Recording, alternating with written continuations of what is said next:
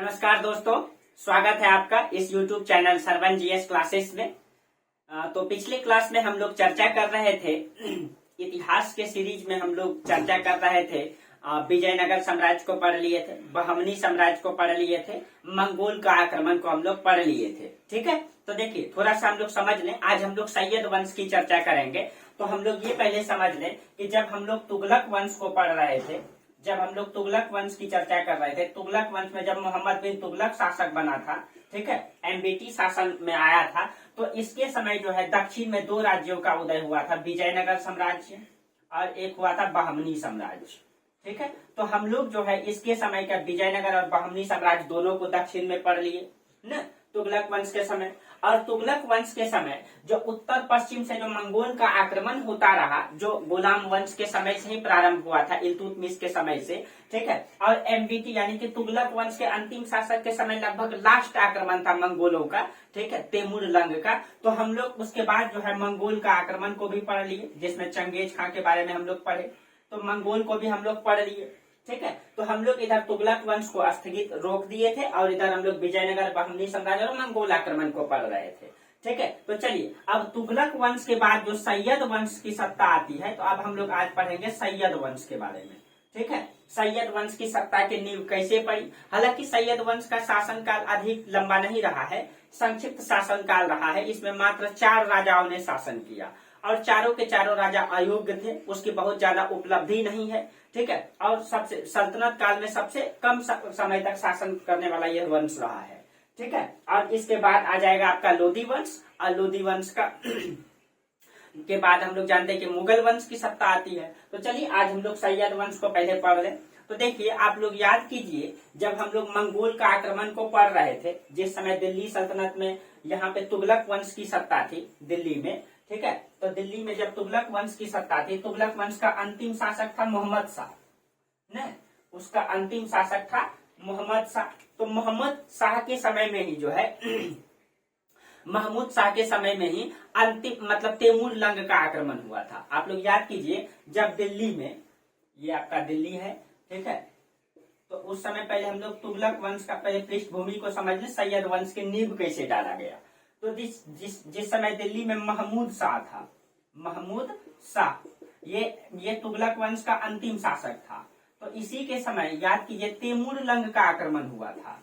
ठीक है, तैमूर लंग का आक्रमण हुआ था कब, तो 1398 में। 1398 में तैमूर लंग का आक्रमण हुआ महमूद शाह के समय।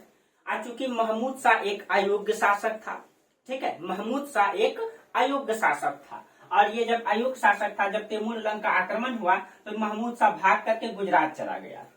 ठीक है, महमूद शाह भाग के गुजरात चल गया, और जब गुजरात चल गया, ठीक है, तो तैमूर लंग ने एक व्यक्ति को दिल्ली में बैठा दिया, जिसका नाम क्या था, दौलत खां। तो तैमूर लंग ने दौलत खां को, ठीक है, दौलत खां को दिल्ली पे बैठा दिया। अब दिल्ली का शासक जो है, दिल्ली के जो अमीर वर्ग थे, जो इमाम वर्ग थे, उन लोगों ने दौलत खां को शासक मान भी लिया। ठीक है, दौलत खां को शासक मान लिया। लेकिन महमूद शाह का जो वजीर था, इसका जो वजीर यानी इसका जो प्रधानमंत्री था, इसका प्रधानमंत्री था मल्लू इकबाल। मल्लू इकबाल ये दिल्ली में ही था। ठीक है, ये थोड़ा सा योग्य था मल्लू इकबाल। तो महमूद शाह भाग करके गुजरात चल गया, और तैमूर लंग ने दिल्ली में दौलत खां को शासक बना करके तैमूर लंग वापस चला गया। ठीक है, तैमूर लंग वापस चला गया। अब देखिए, जब तैमूर लंग वापस चला गया तो दिल्ली की गद्दी का शासक मतलब कौन बन गया, दौलत खां। और मल्लू इकबाल जो मोहम्मद शाह का प्रधानमंत्री था, वो भी दिल्ली में था। ठीक है, जब तैमूर लंग वापस चला गया, ठीक है, वापस चला गया, तो महमूद शाह का सबसे बड़ा प्रतिद्वंदी था एक व्यक्ति जो दिल्ली में था, उसका नाम था नसरत शाह। ठीक है, नसरत शाह, देखिए नसरत शाह, ये नसरत शाह मुगल बादशाह सुल्तान का बहुत बड़ा विरोधी था, और इसके विरोध के कारण, इसके कूटनीति के कारण ये कमजोर पड़ा हुआ था। तो अब देखिए मल्लू इकबाल ने क्या किया, नसरत शाह की हत्या कर दिया। इसकी प्रतिद्वंदी यानी नसरत शाह की जब हत्या कर दिया, अब मल्लू इकबाल ने क्या किया, महमूद शाह को गुजरात बुलाया कि हम नसरत शाह की हत्या कर दिए हैं, प्रतिद्वंदी की हत्या कर दिए हैं, अब आप दिल्ली की गद्दी को आके संभालिए। ठीक है। हाँ, दौलत खां ने इसने सुल्तान की उपाधि धारण नहीं किया था। ठीक है, ये दिल्ली की गद्दी पर तो था लेकिन इसने सुल्तान की उपाधि धारण नहीं किया। तब नसरत मतलब फिर से महमूद शाह गुजरात से दिल्ली आया। ठीक है, अब फिर दिल्ली की गद्दी को धारण किया, लेकिन यानी कि वास्तविक सत्ता महमूद शाह के हाथों में ही रहा। ठीक है, ये दौलत खां भी शासक रहा लेकिन इसने सुल्तान की उपाधि धारण नहीं किया। ठीक है, अब क्वेश्चन ये है कि अब दिल्ली की गद्दी पर दो शासक हो गया, एक तो तैमूर के द्वारा बैठाया गया दौलत खां, दूसरा महमूद शाह, दो शासक हो गया। अब क्वेश्चन ये है कि सैयद वंश की नींव तो खिज्र खां ने डाली है। ठीक है, यानी सैयद वंश का संस्थापक कौन है? इसका संस्थापक है खिज्र खां। संस्थापक, इसका संस्थापक है खिज्र खां। तो खिज्र खां ने इसकी सत्ता की नींव कैसे डाली? खिज्र खां। अब ये खिज्र खां कौन व्यक्ति है? ठीक है, तो आप लोग दिल्ली की स्थिति को समझ चुके हैं कि दिल्ली में तैमूर लंग का जब आक्रमण हुआ, ध्यान दीजिएगा थोड़ा सा, तैमूर लंग का आक्रमण हुआ तो तैमूर ने क्या किया? आक्रमण हुआ तो महमूद शाह शासन में था तो ये भाग करके गुजरात चला गया। तो तैमूर ने क्या किया? तैमूर ने दौलत खां को दिल्ली में बैठा करके तैमूर वापस चल गया, तो दिल्ली का शासक दौलत खां हो गया। ठीक है, लेकिन महमूद शाह का जो प्रधानमंत्री या वजीर था मल्लू इकबाल, ये दिल्ली में ही था। मल्लू इकबाल ने क्या किया? महमूद शाह का जो प्रतिद्वंदी था नसरत शाह की हत्या कर दिया और इसकी हत्या करके मल्लू इकबाल ने अपने मतलब सुल्तान को जो है दिल्ली आमंत्रित किया और वास्तविक शासक महमूद शाह ही रहा। ठीक है, लेकिन इमाम लोग जो मतलब जो प्रशासनिक अधिकारी लोग था उन लोगों ने दौलत खां को मतलब शासक मान लिया था, लेकिन इसने सुल्तान की उपाधि धारण नहीं किया था। ठीक है, इसने सुल्तान की उपाधि धारण नहीं किया था, तो इसीलिए दौलत खां और महमूद शाह दोनों दिल्ली की गद्दी पर है। अब क्वेश्चन है कि खिज्र खां शासक कैसे बना? तो चलिए अब हम लोग पढ़ते हैं खिज्र खां के बारे में। तो खिज्र खां के बारे में कहा जाता है कि ये अपने आप को पैगंबर मोहम्मद साहब का वंशज होने का दावा करता था। ठीक है, ये अपने आप को मतलब पैगंबर मोहम्मद का मतलब वंशज मानता था अपने आप को, ताकि जो दिल्ली के लोगों की जो मानसिकता है वो ये स्वीकार करे कि हम सुल्तान बनने की लायक हैं। ठीक है, इसलिए ये अपने आप को पैगंबर मोहम्मद का वंशज होने का दावा करता था। ठीक है, लेकिन इसके बारे में कहा जाता है कि इसके पूर्वज जो थे ये अरब से आए थे, अरब से आए थे और मुल्तान में इसको जो है मतलब अरब से आए तो मुल्तान में आकर के बस गए थे। तो मुल्तान जो है, अब देखिए, तो ये उत्तर पश्चिम का प्रांत है, पाकिस्तान में है मुल्तान। देखिए ये मुल्तान में आकर के बस गए थे, मुल्तान। ठीक है, तो ये खिज्र खां का जो वंशज था ये था रहने वाला अरब का, इसका वंशज अरब का था और मुल्तान में आकर के बस गया था। ठीक है, मुल्तान में आके बस गया था। जब तुगलक वंश की सत्ता आई दिल्ली में तो तुगलक वंश के समय खिज्र खां को, ठीक है, खिज्र खां को जो है उत्तर पश्चिम का सूबेदार बनाया गया, यानी मुल्तान का सूबेदार बनाया गया। ठीक है, मुल्तान का सूबेदार बनाया गया इसको, खिज्र खां को। अब मुल्तान का जब इसको सूबेदार बना दिया तो यह स्थिति रहा। लेकिन जब तैमूर का आक्रमण हुआ दिल्ली पर, तैमूर का जब दिल्ली पे आक्रमण हुआ तो दिल्ली का स्थिति कमजोर पड़ गया, दिल्ली के शासक कमजोर पड़ गए। जब कमजोर पड़ गए उसी का फायदा खिज्र खां ने उठाया। खिज्र खां ने क्या किया? मुल्तान को, यहाँ का सूबेदार था, इसने मुल्तान का जो है स्वतंत्र शासक घोषित कर लिया, स्वतंत्र शासक, मुल्तान का स्वतंत्र शासक घोषित कर लिया अपने आप को। ठीक है, तो अब देखिए अब दिल्ली सिमट करके रह जा रहा है। एक तो दिल्ली में दो शासक बन गया है, उधर मुल्तान स्वतंत्र हो गया और दिल्ली भी सिमट करके रह गया था, इधर कन्नौज तक ही था, दक्षिण में गुजरात भी स्वतंत्र ही हो चुका था। ठीक है, यानी कि दिल्ली की स्थिति लगभग सिमट करके रह चुकी थी। उत्तर पश्चिम का मुल्तान प्रांत भी क्या हो गया? अब स्वतंत्र, खिज्र खां ने स्वतंत्रता की घोषणा कर दिया। अब देखिए, अब तैमूर का स्थिति के कारण ही दिल्ली का विध्वंस हुआ, एक प्रकार से कहा जा सकता है। ठीक है, दिल्ली की स्थिति पूरी तरीके से खत्म होने लगी इसके कारण से। अब जब इसने खिज्र खां ने स्वतंत्र सत्ता की नींव डाल दी उत्तर पश्चिम के क्षेत्र में, अब स्थिति क्या हो गया? अब दिल्ली में दो शासक और उत्तर पश्चिम में एक शासक खिज्र खां। ठीक है, खिज्र खां रहा। अब स्थिति क्या हुआ? अब देखिए, अब सत्ता तो चल ही रहा था, उस स्थिति में क्या हुआ कि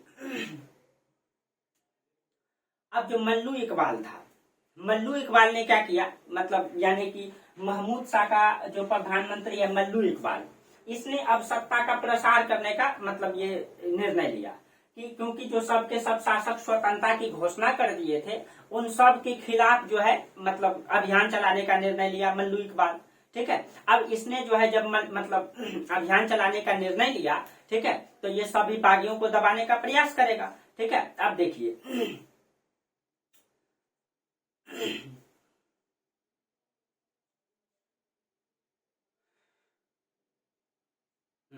अब देखिए अब क्या हुआ कि जब जैसे ही मल्लू इकबाल ने सोचा कि अब दिल्ली का हम प्रचार प्रसार करेंगे, यानी कि दिल्ली की स्थिति को फिर से सुधारेंगे, यानी मुल्तान में जो स्वतंत्रता की नींव खींच खा डाल दिया उसके खिलाफ भी अभियान चलाएंगे।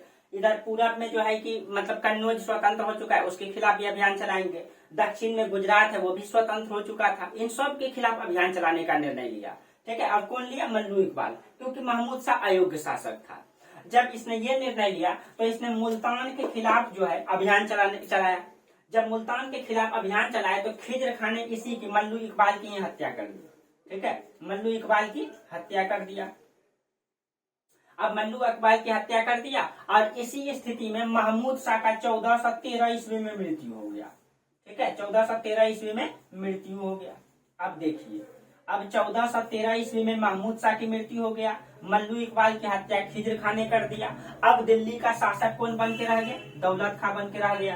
अब खिज्र खान तो खुद सोच रहा था कि हम उत्तर पश्चिम से दिल्ली की ओर आएंगे, क्योंकि ये अपने आप को जो है महमूद शाह का, पैगंबर मोहम्मद साहब का वंशज मानता था, अपने आप को ये घोषित कर दिया था और ये दिल्ली की गद्दी हड़पना चाहता था। अब जो है अब दौलत खान मतलब दिल्ली की गद्दी पर बैठा हुआ है, शासक पूर्ण रूप से समाप्त हो गया जो वंशज चल रहा था, ठीक है। अब खिज्र खान ने क्या किया? खिज्र खान ने मुल्तान से इसको पराजित करके अब खिज्र खान दिल्ली की ओर अग्रसर हुआ और दिल्ली की ओर जब अग्रसर हुआ दिल्ली में दौलत खां था, तो दौलत खां को खिज्र खान ने क्या किया? बंदी बना लिया। इसको जो है बंदी बना लिया गया और कारागार में डाल दिया गया। खिज्र खां को बंदी बना करके इसको कारागार में डाल दिया और 1414 ईस्वी में दिल्ली सल्तनत का खुद ये सुल्तान बन गया। 1414 ईस्वी में दिल्ली सल्तनत का सुल्तान बनकर इसने एक नए वंश की नींव डाली, सैयद वंश की। तो इस प्रकार का सैयद वंश का नींव डाला गया, लेकिन ये भी बहुत ज्यादा योग्य शासक नहीं था। और इसके समय में जब ये 1414 में सैयद वंश की नींव डाला तो मुल्तान से लेकर के कन्नौज तक और दक्षिण में गुजरात तक इतना बड़ा सीमा का विस्तार दिल्ली सल्तनत का था। यानी दिल्ली सल्तनत मतलब सिमट करके रह गया था, क्योंकि दक्षिण में विजयनगर और बहमनी साम्राज्य की स्थापना हो चुकी थी, पूरा मतलब कि स्वतंत्र हो चुका था, गुजरात स्वतंत्र हो चुका था, यानी सत्ता सिमट के रह गई थी। जब खिज्र खां जब आया तो खिज्र खां खुद मुल्तान से था और मुल्तान से ये पूरा कन्नौज को लेकर के इतना बड़ा क्षेत्र में इसका मतलब कि विस्तार रहा। अब खिज्र खां का जो शासन काल रहा ये 1414 से 1421 तक रहा, ठीक है। अब चलिए हम लोग चर्चा करते हैं खिज्र खां के बारे में, ठीक है।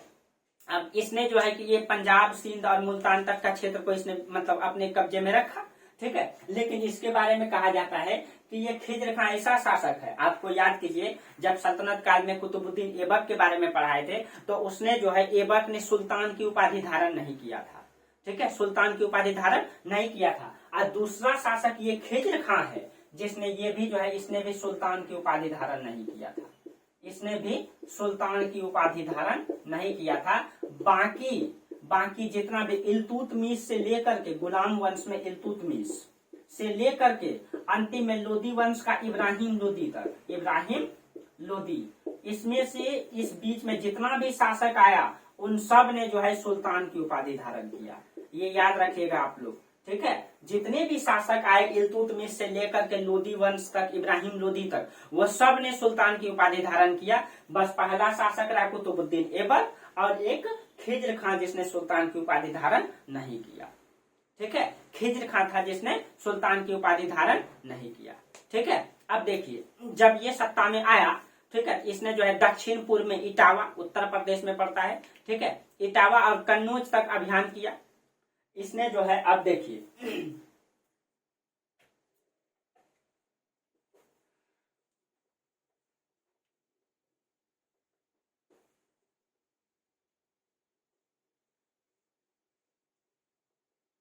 अब जब ये शासक बना तो अब ये सोचा कि दिल्ली सल्तनत का विस्तार करेंगे, ठीक है। खिज्र खां जब शासक बना तो ये सोचा दिल्ली सल्तनत का विस्तार करेंगे, तो इसने अपना साम्राज्य का विस्तार जो उत्तर प्रदेश का क्षेत्र है उसमें इटावा और कन्नौज की ओर अभियान चलाने का निर्णय लिया, ठीक है, ताकि उसमें जो है अभियान चला करके उसको जीता जा सके। लेकिन ये बिल्कुल अयोग्य शासक था, ठीक है, इसको उसमें सफलता नहीं मिला, ठीक है, उसमें सफलता नहीं मिला, ठीक है। और इसलिए जो है सैन्य अभियान का जो मतलब ये जो चलता था, यानी इसका क्षेत्र सिमट करके रह गया। तो जब सैन्य अभियान करता था तो सैनिक का जो खर्च है उसका लूट का माल से ही चलता था। ठीक है, उतना स्थिति यहाँ का खराब हो गया इस समय कि उसका लूट का माल से काम चलने लगा था सैयद वंश के समय। ठीक है, लूट का माल से सिर्फ काम संतोष करना पड़ता था यहाँ के शासक को। और कहा जाता है कि जौनपुर और गुजरात से जो है, अब देखिए इधर गुजरात भी जो है स्वतंत्र है, इधर गुजरात भी स्वतंत्र है, और इधर आपका जौनपुर भी स्वतंत्र है, जौनपुर भी स्वतंत्र है। और इधर से जौनपुर दिल्ली को मतलब दिल्ली की ओर बढ़ना चाहता है, इधर से गुजरात दिल्ली की ओर बढ़ना चाहता है। ठीक है, और बीच में एक अयोग्य शासक खिज्र खां दिल्ली सल्तनत में आ गया है, बिल्कुल अयोग्य था। ठीक है, उतनी ज्यादा योग्यता नहीं थी इनके पास। अब दोनों तरफ से जब बढ़ने लगा, ठीक है, तो दिल्ली की जो स्थिति था वो और जो है कि मतलब पूरा तरीके से प्रतिद्वंदी भर गया दिल्ली में। ठीक है, अब देखिए दिल्ली राज्य के अंदर जो है पंजाब और हिसार और मेवात में बगावत शुरू हो गया इसी परिस्थिति में। ठीक है, अब दिल्ली के अंदर कहीं था पंजाब। ठीक है, तो इसमें जो है पंजाब में, इसी में जो है हिसार में इसी में पड़ता था मेवाती का क्षेत्र मेवात में। इन सभी जगह पे क्या हो गया, विद्रोह उत्पन्न हो गया। ठीक है, विद्रोह उत्पन्न हो गया इसी परिस्थिति में। अब देखिए एक तरफ गुजरात, एक तरफ जौनपुर, इधर इन सभी परिस्थिति में उलझ गया सुल्तान। ठीक है, यानी इसने सुल्तान की उपाधि धारण नहीं किया, यानी शासक उलझ गया। ठीक है, अब देखिए जब बगावत शुरू हो गया तो खिज्र खां ने को तो उतनी हिम्मत था नहीं, उतनी ताकत था नहीं कि इन सब के खिलाफ जो है अभियान चला करके उनको रोका जा सके। तो उसने क्या किया, खिज्र खां ने इन सभी से समझौता कर लिया। ठीक है, इन सभी से जो है समझौता की नीति को अपनाया, सबसे समझौता कर लिया। ठीक है, और इसी स्थिति में इसकी जो है 1421 ईस्वी में इसकी मृत्यु हो गई। ठीक है, अब इन सब से समझौता कर लिया और 1421 ईस्वी में इसकी इसी परिस्थिति में मृत्यु हो गई। यानी ये सब के सब दबदबा बना रहा था दिल्ली पर, और इसी दबदबा की स्थिति में जो है सब मतलब शासक की मृत्यु हो गई। अब जब शासक की मृत्यु हो गई तो इसके बाद जो शासन में आया, एक सेकंड दोस्तों देख लें वीडियो।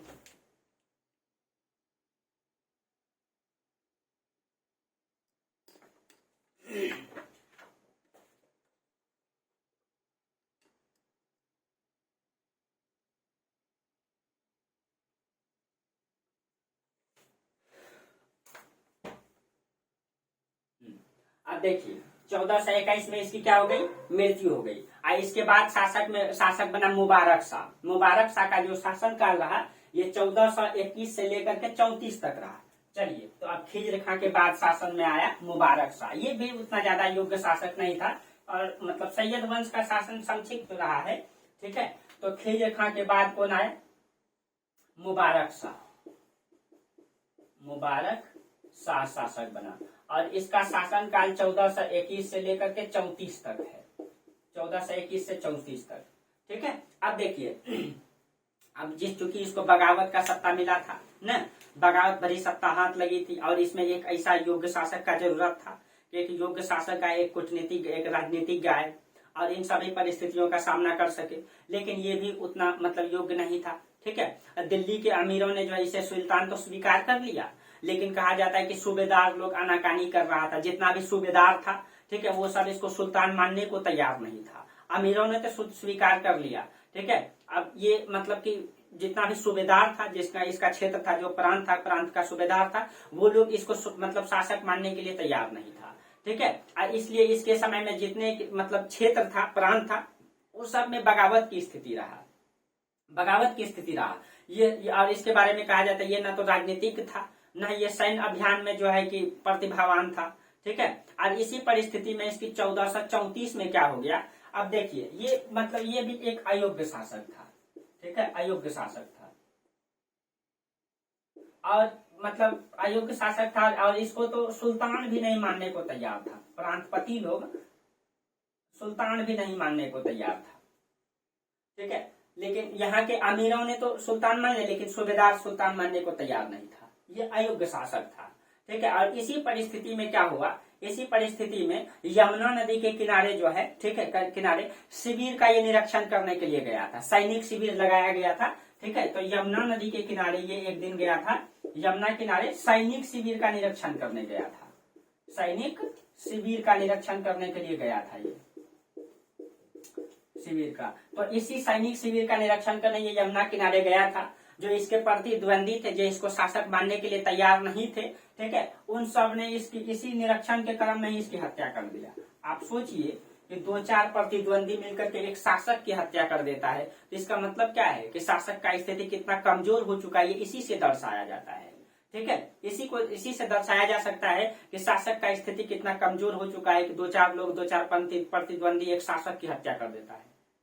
एक समय था जब अलाउद्दीन खिलजी दिल्ली की सल्तनत पर बैठता था तो पूरे भारत जो है उसको देख करके उसको रूह कांपता था। ठीक है, लेकिन एक समय आ गया कि सुल्तान की हत्या जो है 2-4 मतलब प्रतिद्वंदी कर दे रहे हैं। तो यही स्थिति होता है, तो कभी राजा तो कभी रंक। ठीक है, तो ये स्थिति हो गया था इसके समय में। उसके बाद कहा जाता है कि इसकी जब हत्या कर दिया गया, इसके बाद खिज्र खां का नाती जो है मोहम्मद शाह गद्दी पर बैठा। ठीक है, तो इसके बाद जो ये खिज्र खां है, इसी का नाती बैठा गद्दी पर, उसका नाम था मोहम्मद शाह। ठीक है, मोहम्मद शाह, मोहम्मद शाह। और ये मोहम्मद शाह का जो शासन काल है ये 1434 से 1443 तक है। 1434 से 1443 तक है। इसका भी अधिक समय तक शासन काल इसका रहा नहीं है। ठीक है, अब देखिए मोहम्मद शाह की जब मतलब ये जो मुबारक शाह था, ठीक है, मुबारक शाह की जो हत्या किया था वजीर सरवल उल मुल्क, ठीक है, वजीर इसकी जो हत्या किया था, इसकी जो हत्या किया था उसका नाम था वजीर था वो सखर उल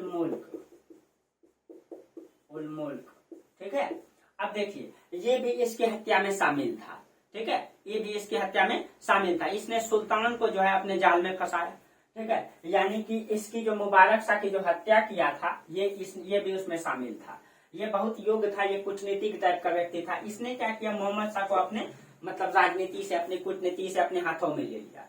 ठीक है, और जितना भी सैन्य राजकोष और सैन्य अपने कब्जे में ले लिया। इसने क्या किया, मुबारक शाह जब शासक, मोहम्मद शाह जब शासन में आया तो जितना भी राजकोष था, ठीक है, राजकोष और प्लस में सैनिक शक्ति, राजकोष की शक्ति और सैनिक शक्ति इसने अपने हाथों में ले लिया। और सुल्तान एक प्रकार से क्या हो गया, कठपुतली बन के रह गया। ठीक है, सुल्तान एक प्रकार से कठपुतली बन के रह गया। और इसने क्या किया, जितने भी सहयोगी थे, जो इसने हत्या किया था मुबारक शाह का, तो इसको बहुत सारे लोगों ने सहयोग भी किया था। तो इसने अपने सहयोगियों को क्या किया, ठीक है, सुल्तान को बोल बोल के सारे उच्च पदों पर मतलब रखवा दिया। उच्च पदों पर इसने अपने सारे सहयोगियों को रखवा दिया सुल्तान को बोल करके। ठीक है, यानी इस प्रकार से पूरा का पूरा कब्जा जो है एक प्रकार से सखर उल मुल्क का हो गया। और ये मतलब शासक जो है एक कठपुतली बन के रह गया। ठीक है, एक कठपुतली बन के रह गया। ठीक है, अब देखिए इसके समय भी बगावत का स्थिति होते रहा। ठीक है, और उसी परिस्थिति में, ठीक है, सुल्तान का मृत्यु जो है 1443 ईस्वी में हो गया। ठीक है, और इसके बाद इसका पुत्र बना शासक आलम शाह। इसी परिस्थिति में यानी कि एक कठपुतली बन के रहा और मुख्य रूप से शासक ये रहा। ठीक है, और इसी परिस्थिति में 1443 में इसकी मृत्यु हुई। अब 1443 में इसकी मृत्यु हुई मोहम्मद शाह का।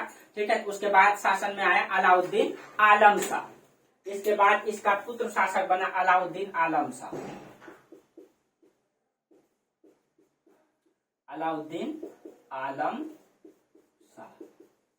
अब देखिए अलाउद्दीन आलम शाह के समय ये भी उतना योग्य शासक नहीं था। ठीक है, ये पिता से भी अधिक अयोग्य था, उससे भी अधिक अयोग्य था। ठीक है, यानी कि जितने भी सैयद वंश में शासक आए वो सब के सब शासक अयोग्य रहे।